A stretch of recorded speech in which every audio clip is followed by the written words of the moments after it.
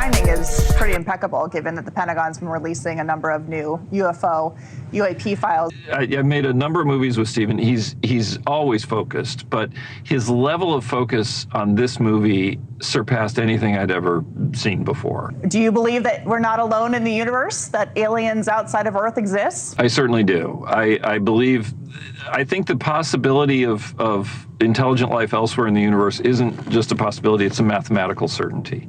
And I don't think you need proof of that. It's not possible, given the vastness of the universe, even just our galaxy.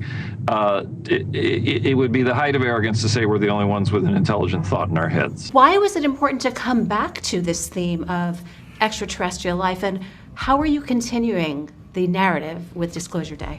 Well, I think it's a departure from both E.T. and Close Encounters of the Third Kind, which could both fall into the fantasy category or into what I call science speculation with Close Encounters as opposed to just pure sci-fi. I got very, very interested in this subject when people who were in the know, people in the Air Force, Navy pilots, people in Congress, when they all started talking about this after the New York Times in 2017 leaked the Tic Tac footage that we've all heard about and seen, I got really interested in this, not as a science fiction film, but as a kind of summation for me as a filmmaker in this genre that includes both of the aforementioned films. And so I took this subject very seriously because it's something that I think is closer to fact than fiction. The existence of non-human visitors it does more to, in a way, explore who we are to each other as human beings, and the realization that we are having these experiences in real life, in real time, not just on movie screens. And would you be for a Disclosure Day? I would absolutely be for an actual Disclosure Day, which is sort of why I made the film, to maybe hurry it along a little bit more at home on television and in motion picture theaters.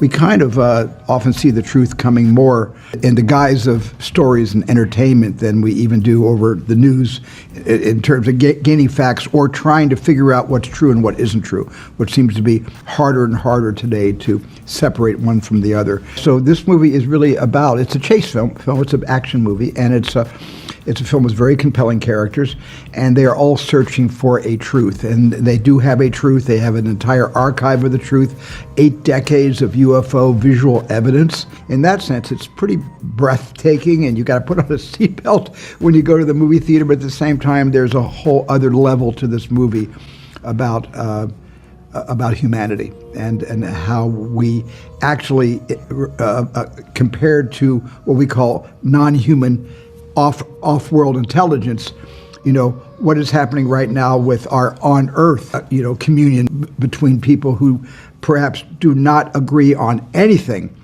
but something like this, a Disclosure Day, would bring them together in a kind of, maybe for the first time, bridging the divide that divides us.